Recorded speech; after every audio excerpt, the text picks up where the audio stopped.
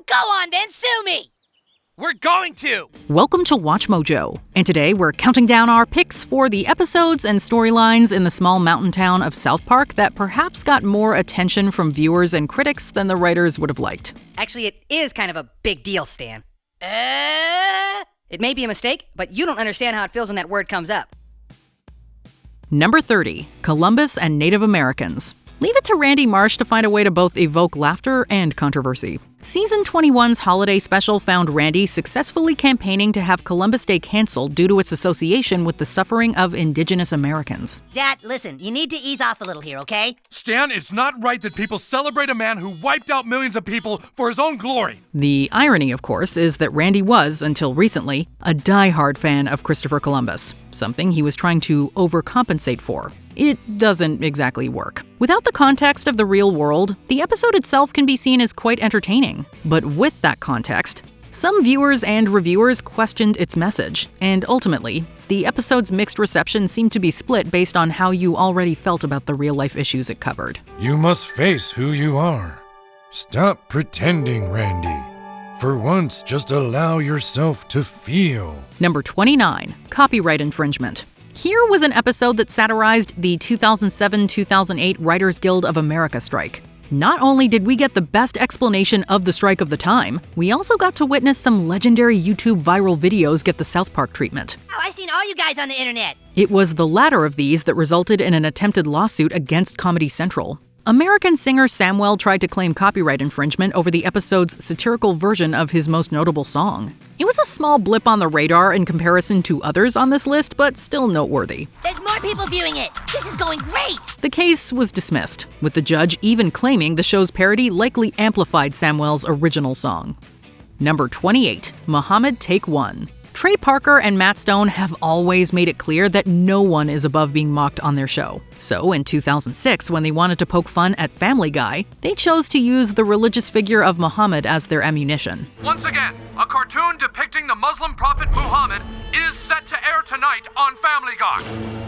Oh, Randy, hold me. This infamous two-part episode speaks to the very nature of how they perceive comedy. But since depictions of Muhammad are considered blasphemous among Muslims, to show him in their episode, regardless of context, was going to be a problem for Comedy Central. The network opted to black out the scene, drawing a line in the sand the writers were not to cross. Hey, that wasn't bad at all. They just showed Muhammad standing there, looking normal.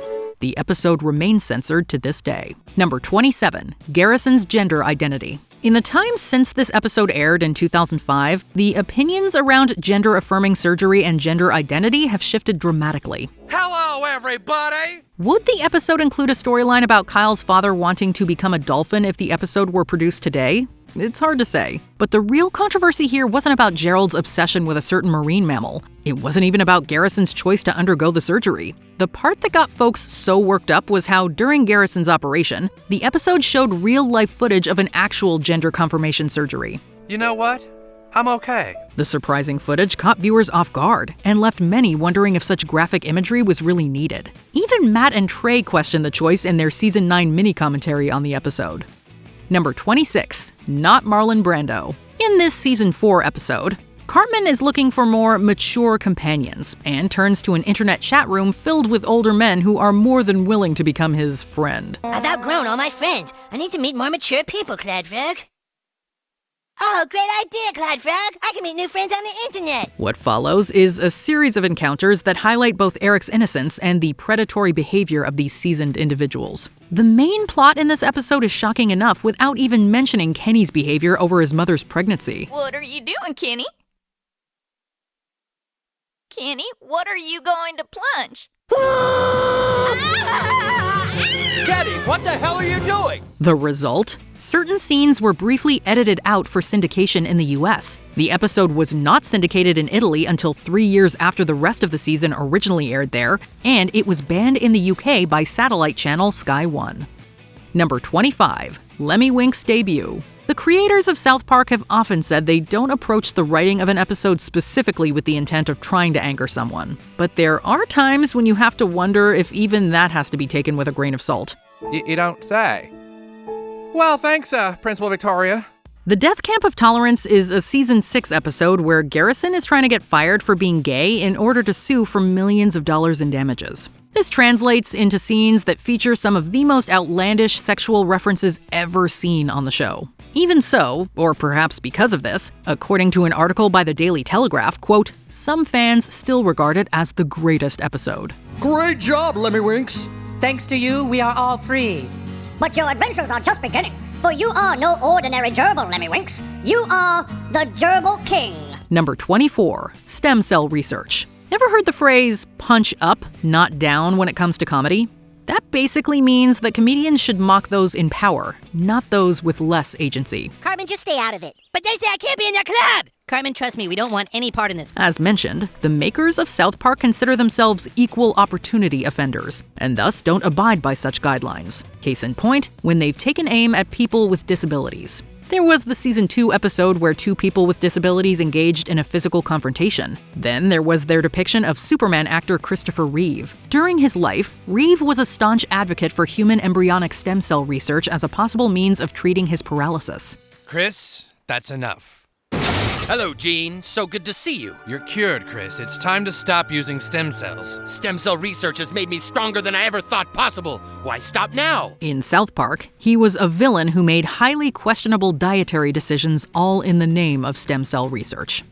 Number 23, South Park versus the NCAA. During the documentary 6 Days to Air, Matt Stone brings up a topic about how the NCAA players were not being compensated for their efforts as part of a collegiate team. They're playing on ABC on Sunday in front of like 20 million people, and they can't afford to fly their mom to the game. This eventually became a South Park episode that focused on Cartman's own athletic talent organization that also didn't pay its participants. We're not sure what was more controversial this time around. The depiction of the contestants alone was far more disturbing than what you'd want to see on television. Yet it went a step further by drawing a comparison to modern-day slavery. How do we get around paying for our student athletes then? Look, there are good reasons why our student athletes cannot be paid, young man. I ain't arguing. If they got paid, then how'd we make all our money? Number 22, Harry and Meghan. You can call them the Prince of Canada and his wife all you want. Everyone knew exactly who the show was poking fun at. For 22 minutes, South Park took everything the public had seen and heard about Prince Harry and Meghan Markle and turned it upside down. Hey, you! Hey! What are you looking at? You ever heard of privacy? What? The two are shown incessantly complaining about the lack of privacy in their life, while simultaneously doing anything and everything they can to draw attention to themselves. After the airing, reports surfaced of a very distraught Duchess of Sussex who was quite insulted at her depiction, spawning rumors of legal action being taken against the show. Only time will tell if South Park takes another shot at the royals. We don't need to be a brand, do we?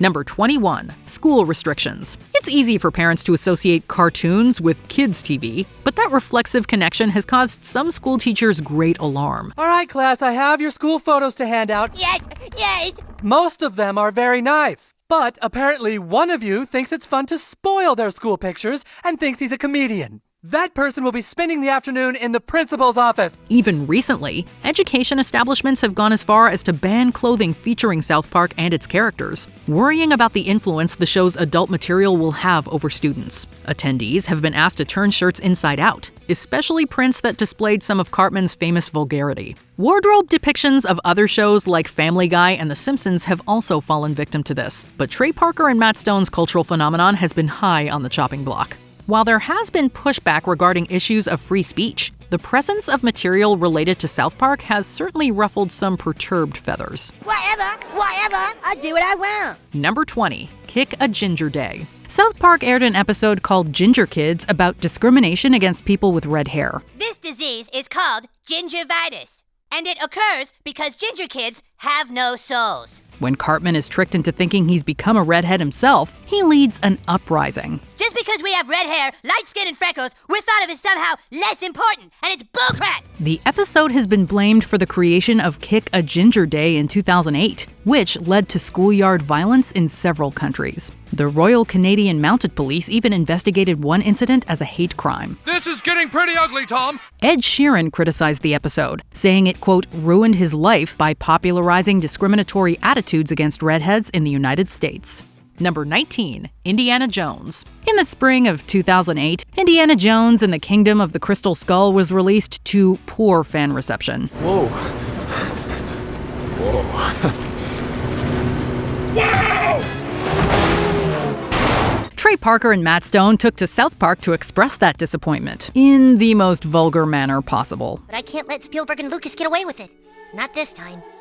Even if I have to do it alone. Visualizing the idea that George Lucas and Steven Spielberg violated the character, the episode contains graphic, detailed scenes of the filmmakers assaulting everyone's favorite archaeologist. Well, Indiana Jones. You're looking nice. The scenes parody the likes of Boys Don't Cry and Deliverance, but some viewers felt pretty sickened. This river only runs one way, Captain. Haven't you heard? Naturally, the episode generated considerable controversy, with both detractors and defenders. Number 18, attempted ban in Russia. Back in 2008, Moscow prosecutors attempted to ban South Park in response to complaints that it insults religious believers. I'm Mr. Hanky, the Christmas Pooh. Season's greetings to all of you. The Russian Union of Christians of Evangelical Faith singled out the episode Mr. Hanky's Christmas Classics as particularly offensive. In Russia, South Park is distributed on the Cartoon Network 2x2, alongside The Simpsons and Family Guy. Prosecutors attempted to revoke the network's license, claiming that these shows, quote, propagandize violence, cruelty, pornography, and antisocial behavior. I'd say my Christmas special is going super fantastic. Ironically, they hoped to replace the cartoons with actual propaganda that would teach children about patriotism instead.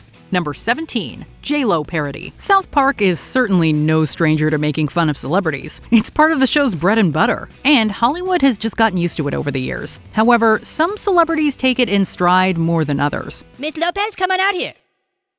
Hello? Back in 2003, South Park aired an episode called Fat Butt and Pancake Head, which poked fun at Jennifer Lopez. Okay, what smart-mouthed little punk-ass bitch has been saying they're the new Jennifer Lopez, huh? According to Trey Parker, some people on Lopez's movie sets began referencing the South Park episode, and it irritated the actress so much that she fired them. Parker later saw Lopez at a party, and she reportedly pushed past him without saying a word. I'll stop!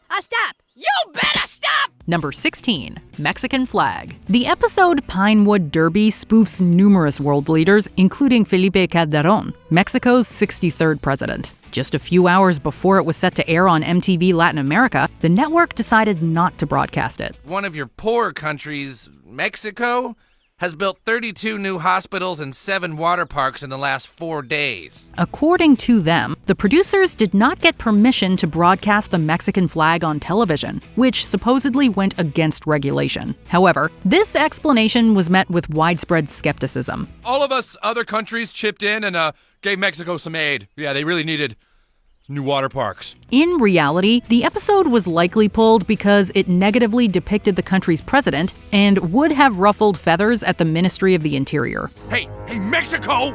We said no spending the space cash yet! What the hell are you doing? It was broadcast a few months later, with permission from the ministry. That's it. We're done. Number 15, Oscar performance. When South Park Bigger, Longer, and Uncut was nominated for the Best Original Song at the 72nd Academy Awards, ABC had a problem on their hands. The song Blame Canada includes profanity, so ABC requested that the lyrics be altered to comply with the network's standards and practices. Blame Canada! Blame Canada! It seems that everything's gone wrong since Canada came along. Songwriters Trey Parker and Mark Shaman declined, but fortunately the performers found a clever compromise. When the lyrics called for profanity, Robin Williams turned his back and the other performers gasped. The missing word was obvious, and no one dropped an F-bomb at the Oscars. But before somebody thinks of blaming us.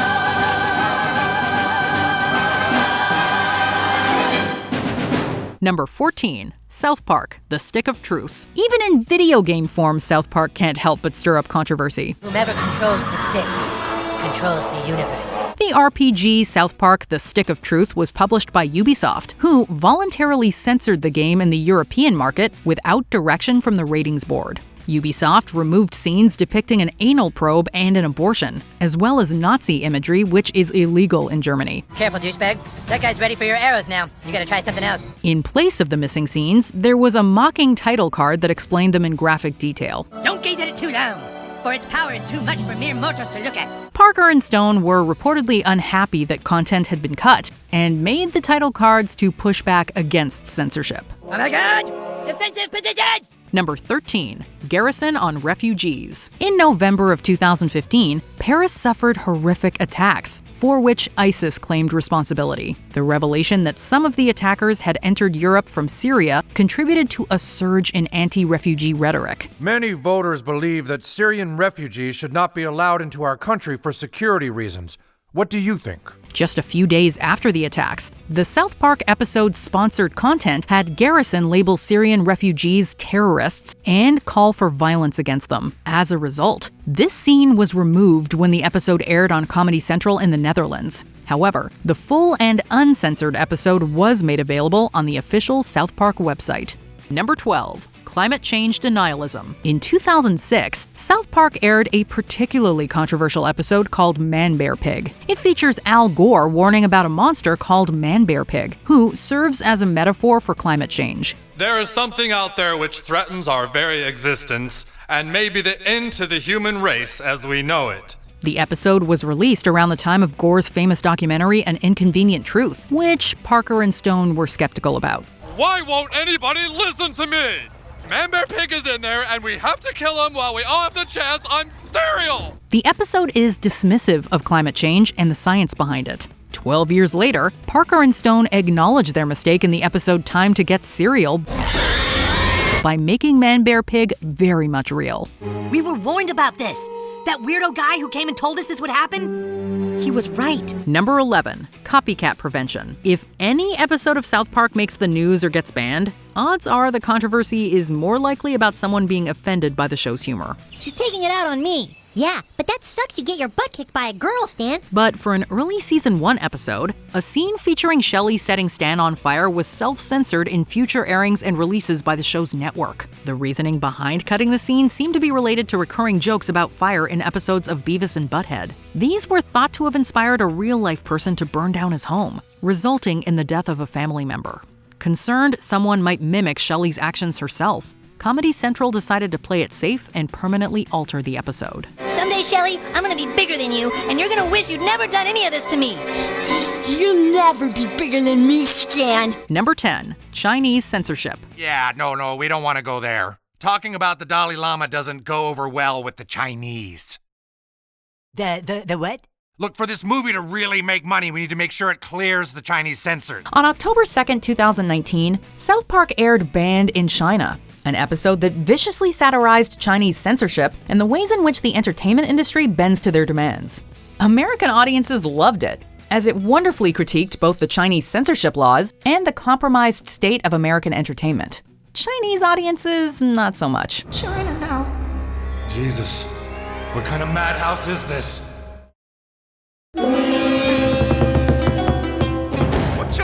China essentially scrubbed South Park from existence, removing every episode from its streaming services, every clip from the internet, and every fan site or social media page dedicated to discussing the series.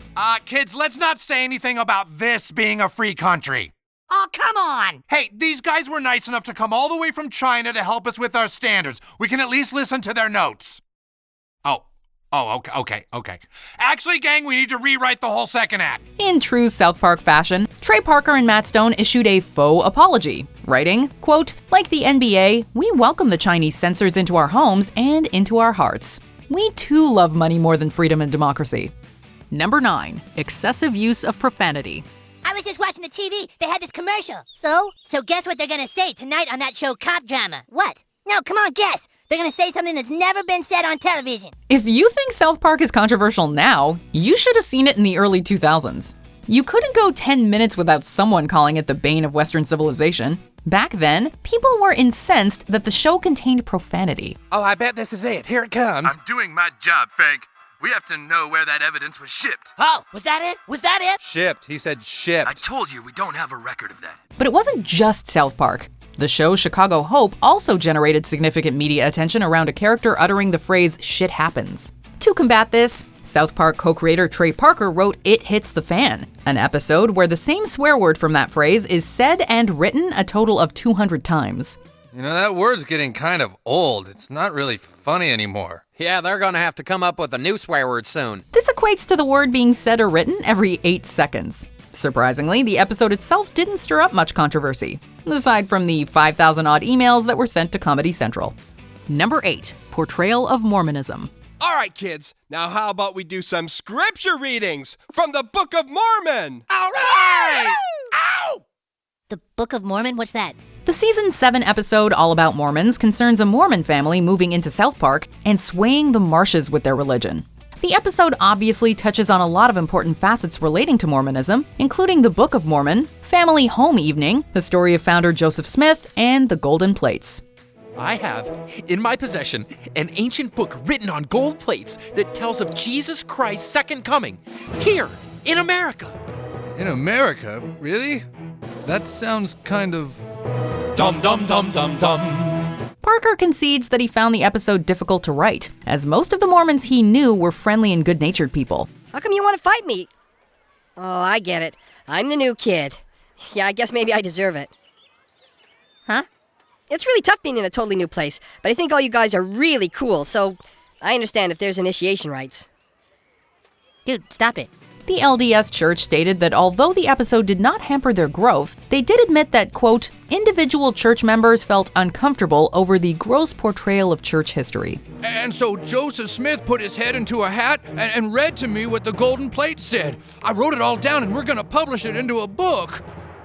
Martin, how do you know he isn't just making stuff up and pretending he's translating off golden plates? Number 7. The Steve Irwin cameo. On September 4th, 2006, Steve Irwin tragically died after a stingray attack. On October 25th, just 7 weeks after the tragedy, Irwin appeared in the episode Hell on Earth 2006. Hey, Satan, you got a little problem.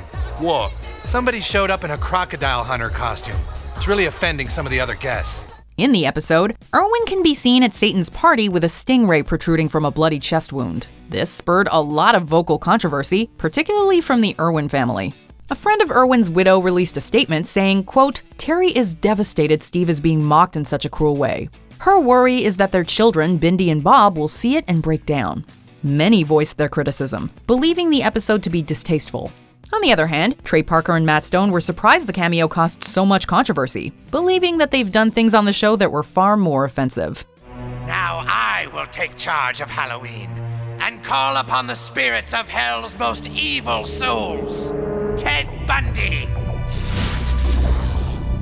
Jeffrey Dahmer, and John Wayne Gacy. Number 6. Sex education. Okay, boys, this is the first day of sexual education, okay? Now, I know that some of you think this is very funny, words like penis and vagina.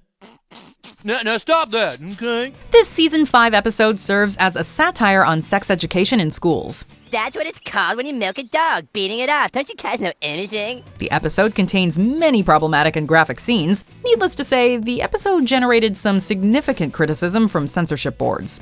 Australian channels gave the episode an MA rating and aired it in a later time slot, while the British channel Sky One refused to air the episode altogether. Subsequent rebroadcasts and the DVD version are both edited, and the episode has never been aired in syndication. Just walk away.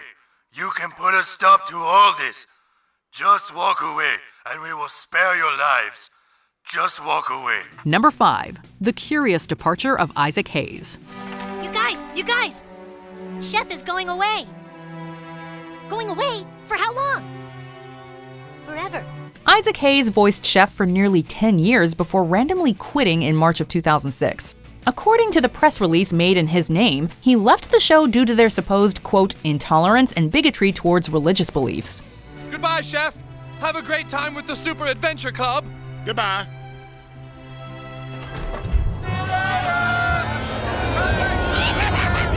Parker and Stone found his departure suspicious and argued that Hayes was a hypocrite, as he only showed contention with the show when it made fun of his own religion, Scientology. Hello, I'm Dr. Neeland. What can I do for you today? Hi, our friend has been brainwashed by some fruity little club. Brainwashed. However, reports began to emerge indicating that the statement was likely made and concocted by someone else. This was later confirmed by Hayes' son, Isaac Hayes III. According to him, his father's fellow Scientologists had released the statement under his name after he had suffered a debilitating stroke. Number 4. Racial slurs. On November 17, 2006, Michael Richards effectively tarnished his legacy through a vile and racist rant at Hollywood's Laugh Factory. Huh? That's the guy from Seinfeld used the N-word a whole bunch of times. Michael Richards? This inspired Parker and Stone to write With Apologies to Jesse Jackson, an episode exploring the societal implications of the N-word. Dude, Jesse Jackson said it's okay. Jesse Jackson is not the emperor of black people. He told my dad he was. The episode contained 43 uncensored uses of the word, but despite that, it received very little media attention.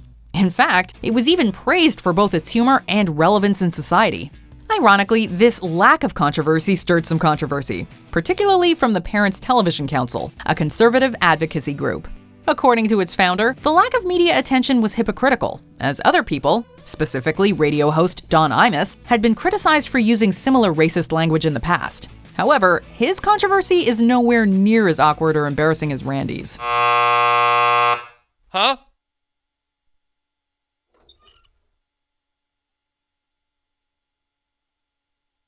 Oh. Ooh. Oh, naggers, of course. Naggers. Number 3. The Virgin Mary statue. What seems to be the officer problem? Sir, why don't you step out of the car for me? This episode sees the citizens of South Park flocking to a statue of the Virgin Mary that shoots a substantial amount of blood from its rectum, which they believe contains healing powers. As news of the miracle spreads, hundreds are expected to show up here at the church, hoping to witness the miracle and even cure their diseases. When Pope Benedict XVI investigates the statue, he discovers that the blood actually emits from the vagina, which negates its healing potential. After witnessing the phenomenon firsthand, the Pope then cleaned himself off and then declared that the bleeding Virgin Mary statue is not a miracle.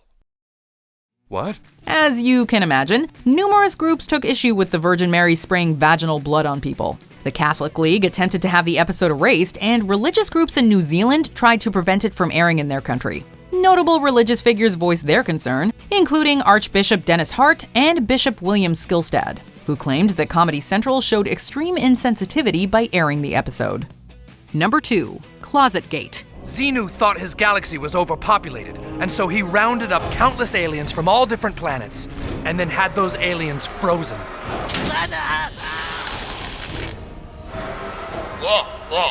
The Season 9 episode Trapped in the Closet takes substantial shots at the religion of Scientology and its famous members. This resulted in an enormous amount of backlash, including what was then termed Closetgate. Comedy Central suspiciously canceled a rebroadcast of the episode in March 2006, and many people suspected the involvement of Tom Cruise. I'm nothing. I'm a failure in the eyes of the prophet. Ah! Hey! Dude, I'm sorry, I didn't mean it. Go away! Cruise was promoting Mission Impossible 3 at the time, and Comedy Central's parent company Viacom also owns Paramount Pictures. According to the theory, Cruise refused to promote the movie unless the episode was pulled, and Viacom relented. Mr. Cruise? Mr. Cruise, come out of the closet. No. Come on, Mr. Cruise, this is ridiculous. I'm never coming out. While Cruise denied the allegations, the incident caused some major animosity between Parker and Stone and Comedy Central. We've just had an incredible development here, Mitch. Tom Cruise, John Travolta, and R. Kelly have all come out of the closet. So you're not the prophet, huh? You made me look stupid. I'm gonna sue you too. Before we continue, be sure to subscribe to our channel and ring the bell to get notified about our latest videos. You have the option to be notified for occasional videos or all of them. If you're on your phone, make sure you go into your settings and switch on notifications. Number 1. Muhammad Take 2. It's just that there's somebody I've always wanted to meet, face to face. If you could get him to show up in your town. Sure, who is it? We can get anybody for you. Muhammad, the prophet of the Muslim faith. Ooh. That's tricky. 200 and 201 aren't just the most controversial episodes of South Park, but each has a case for being the most controversial episodes in television history. After the airing of 200, Parker and Stone received open death threats from a radical Muslim organization due to the episode's depiction of Muhammad. Yeah, showing an image of him is completely off limits and censored, so nobody has ever seen what Muhammad looks like. As a result, Comedy Central heavily censored the ending of 201, wherein Kyle gives a satirical speech about the effectiveness of violent threats. You see, I learned something today. Throughout this whole ordeal, we've all wanted to show things that we weren't allowed to show. But it wasn't because of some magic goo. It was because of the magical power of threatening people with violence. The network then became the subject of controversy. Not only did they ironically nullify and directly contradict the speech's theme by censoring the episode, but they proved that violent threats actually work. Critics suggested that the act of cowardly caving to demands would only encourage similar violent behavior from radical organizations. Do you think South Park ever went too far? Let us know in the comments. No, we're the North American Marlon Brando lookalikes. Oh crap, we've got the wrong Nambla. Oh, damn it, I'm in the wrong place. Did you enjoy this video? Check out these other clips from WatchMojo, and be sure to subscribe and ring the bell to be notified about our latest videos.